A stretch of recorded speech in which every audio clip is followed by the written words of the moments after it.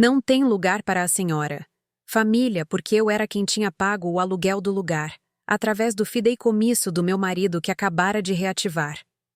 Eu era a dona daquela festa, literalmente. Olhei para Alexandre, tremendo de raiva e medo.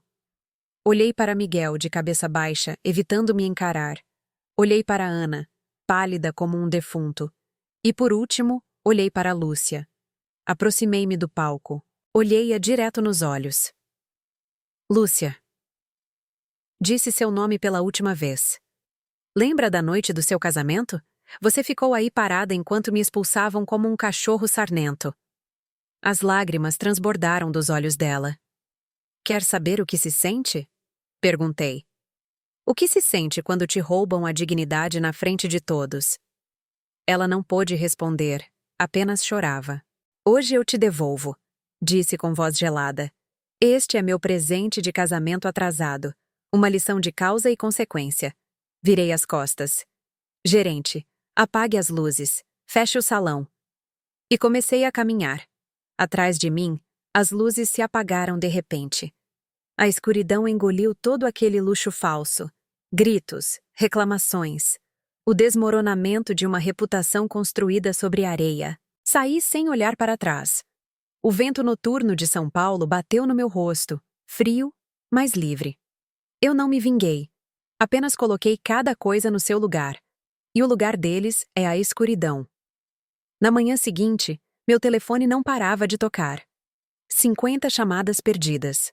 Alexandre, Lúcia, Miguel, até Isabel. Desliguei-o. Tirei o chip. Partiu. Crack. Joguei o pedacinho de plástico no lixo. Eu estava sentada na casa de Rosa, num jardim cheio de primaveras acesas, tomando chá e lendo o jornal.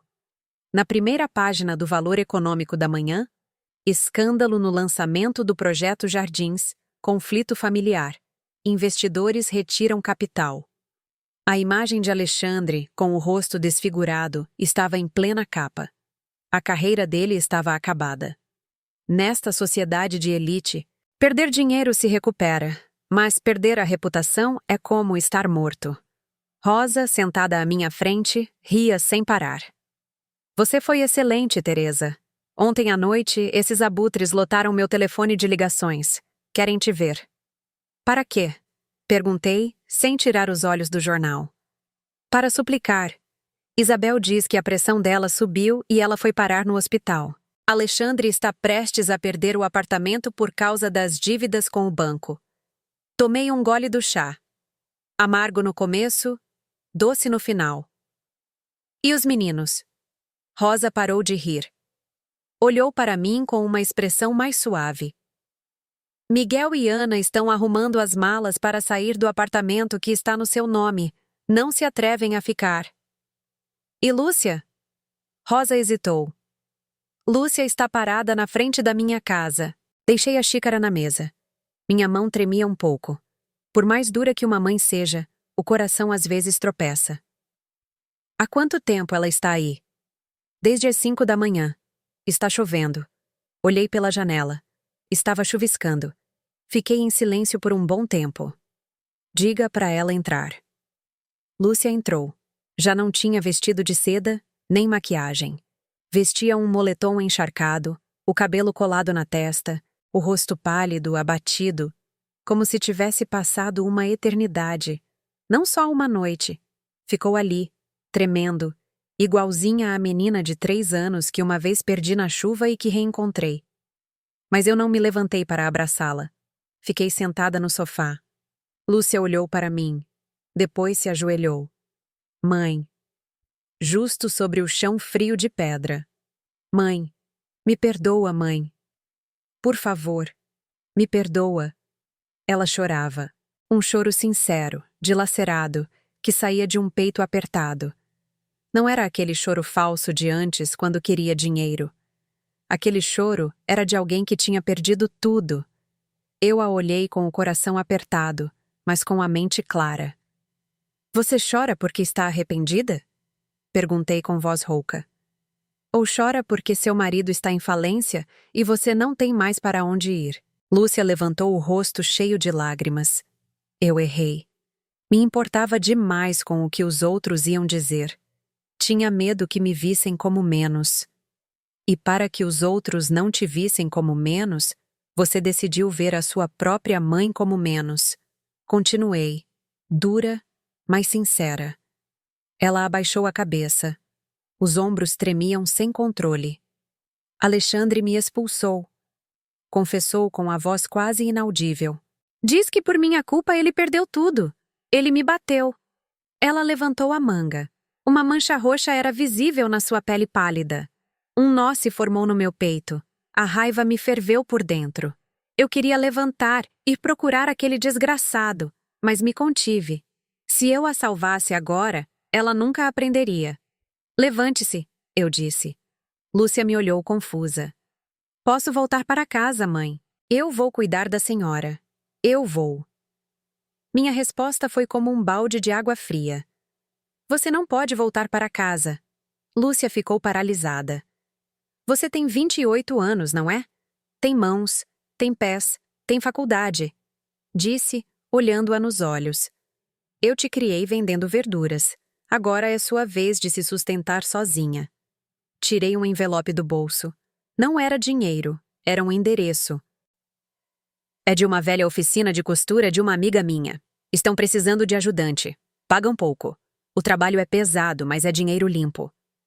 Joguei o envelope na frente dela. Se você quer recomeçar, comece por aí. Quando você souber valorizar o dinheiro que ganha com o seu esforço e souber respeitar os outros sem se importar com seus títulos ou aparências, então volte a me procurar. Lúcia pegou o envelope.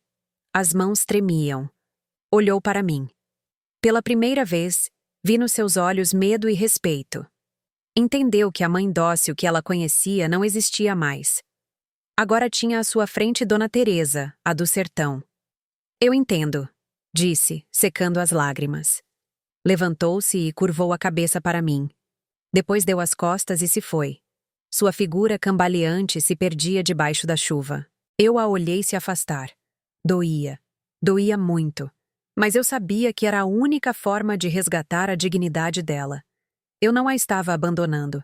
Estava ensinando a lição que devia a ela havia 20 anos. A lição da independência. 6 meses depois. A primavera tinha chegado à região de Jundiaí. Mudei-me para cá, para uma casinha cercada de árvores frutíferas. Sem barulho, sem drama. Só o canto dos pássaros e o aroma suave das flores de laranjeira. E o dinheiro? Coloquei tudo num fundo de assistência social, ficando apenas com o suficiente para viver e ter tranquilidade. Miguel e Ana se divorciaram. Miguel agora é motorista de aplicativo. Vive com o justo, mas toda semana me manda uma mensagem perguntando como eu estou, embora nunca peça dinheiro. E Lúcia? Domingo de manhã. Eu estava regando o roseiral na frente da varanda. A campainha de uma bicicleta soou ao longe. Levantei o olhar. Era Lúcia. Estava mais magra, a pele queimada de sol, unhas curtas, sem esmalte. Usava jeans e uma camisa xadrez simples. Desceu da bicicleta, carregando uma sacola de laranjas. Oi, mãe, disse sorrindo. Um sorriso um pouco cansado, mas real. Sem camadas de maquiagem. Entre, eu disse sem parar de regar. Sentamos na varanda. Tomamos suco de laranja. Ninguém falou do passado. E o trabalho? Perguntei. Difícil, mãe. Suspirou, olhando para as suas mãos cheias de calos. Mas já fui promovida a encarregada. Este mês me sobrou um pouquinho e te trouxe umas laranjas. Empurrou a sacola para mim. Laranjas ásperas, sem brilho, como as do supermercado de luxo nos jardins. Mas para mim, valiam mais que ouro, porque eram fruto do esforço dela. Peguei uma, cheirei a casca, com aquele aroma forte e fresco. Levantei-me. Entrei em casa. Saí com uma caixinha de madeira. Coloquei-a nas mãos de Lúcia. Abra. Lúcia levantou a tampa. Dentro não havia escrituras, nem cartões de banco. Havia uma máquina de costura de mão, velha, a mesma com que eu fiz as roupas dela quando era criança. E uma caderneta com receitas artesanais de tingimento de tecidos que passaram por gerações na nossa família. Lúcia ficou sem palavras. Acariciou a máquina fria. Mãe, a senhora queria ser estilista. Eu disse suavemente. Não desenhe mais vestidos de luxo para ricos. Desenhe coisas com alma, começando pelas suas raízes. Lúcia me olhou. Seus olhos se encheram de lágrimas. Atirou-se nos meus braços, me abraçou forte. Desta vez, eu também a abracei. Dei-lhe tapinhas nas costas, sentindo o quão magra, mais firme, ela estava. A tempestade tinha passado. Os galhos caídos já estavam recolhidos. Esta família tinha se quebrado. Mas agora a estávamos consertando com o cimento mais forte que existe: o respeito e a compreensão. A senhora já me perdoou? Perguntou com a voz embargada. Olhei para o jardim cheio de sol. Perdoar não é esquecer, filha. Sussurrei. Eu nunca vou esquecer o que aconteceu, mas escolho soltar a dor para que possamos seguir em frente. Me separei dela. Olhei-a nos olhos. Mas lembre-se, a porta desta casa estará sempre aberta, mas a chave quem tem que cuidar é você, com a sua integridade. Não a perca de novo. Lúcia assentiu com força.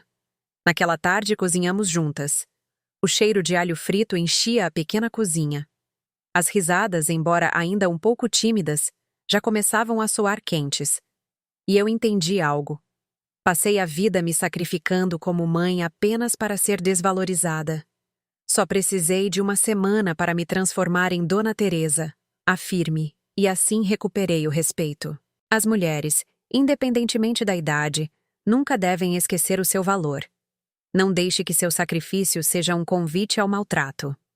Hoje, sorri, olhando o entardecer desaparecer atrás das montanhas. Sou Teresa. E voltei a viver. Se esta história te fez chorar, ou te deu um pouco de satisfação, ou te fez pensar em como você trata seus pais, então eu cumpri meu objetivo. Não espere que te fechem a porta na cara para perceber o valor da sua família. E se você é uma mãe que está aguentando injustiças, levante-se. Não tema a escuridão, porque só ao atravessá-la você pode encontrar a sua própria luz. A história que você acabou de ouvir é fictícia, mas cada olhar de desprezo nos jardins, cada prato de sopa fria no canto da varanda, cada passo firme de Dona Teresa ao ir embora, toca em algo muito real, que nem toda vingança busca destruir.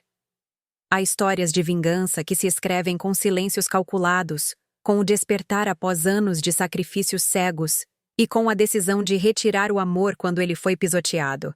Teresa não é uma heroína, mas apenas uma mãe comum. Vendeu a casa herdada para que a filha estudasse, engoliu humilhações quando o genro lhe fechou a porta. Foi enganada pelo próprio filho para assinar a venda do terreno. Mas em vez de suplicar em lágrimas, transformou essa dor em justiça. Não com gritos, mas com movimentos legais frios. Não com violência, mas com uma lição inesquecível sobre o valor da independência na velhice. Não pediu que ninguém se ajoelhasse, apenas pediu respeito. E quando conseguiu, aqueles que zombavam de seu vestido bordado tiveram que enfrentar a queda de seus castelos de fumaça.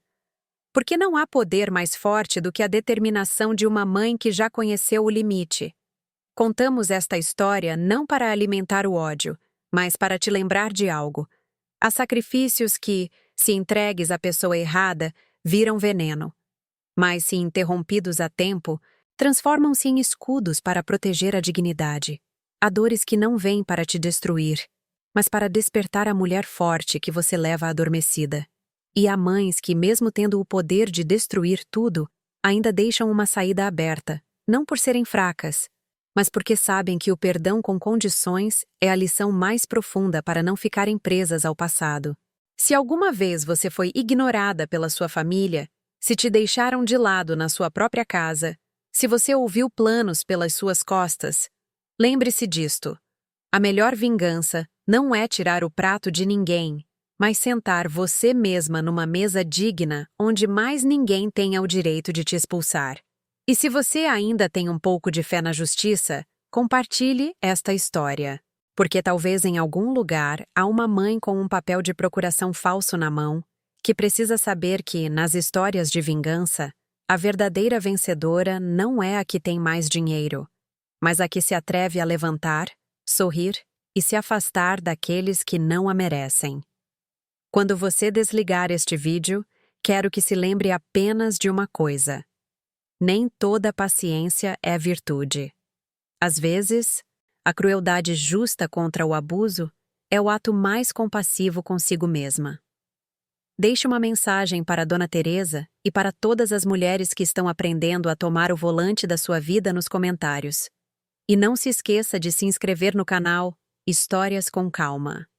Aqui, cada história é uma pequena vela que ilumina os cantos escuros da ganância e dos laços familiares, lembrando-nos que das cinzas da humilhação podem florescer a dignidade e a liberdade. Ao final do vídeo, te convidamos a ver mais 2 histórias de vingança, onde pessoas que foram pisoteadas pelo seu próprio sangue aprenderam a se levantar, não para propagar ódio, mas para restaurar a ordem do amor e do respeito. Porque às vezes, só soltando os filhos ingratos, realmente os ensinamos a ser pessoas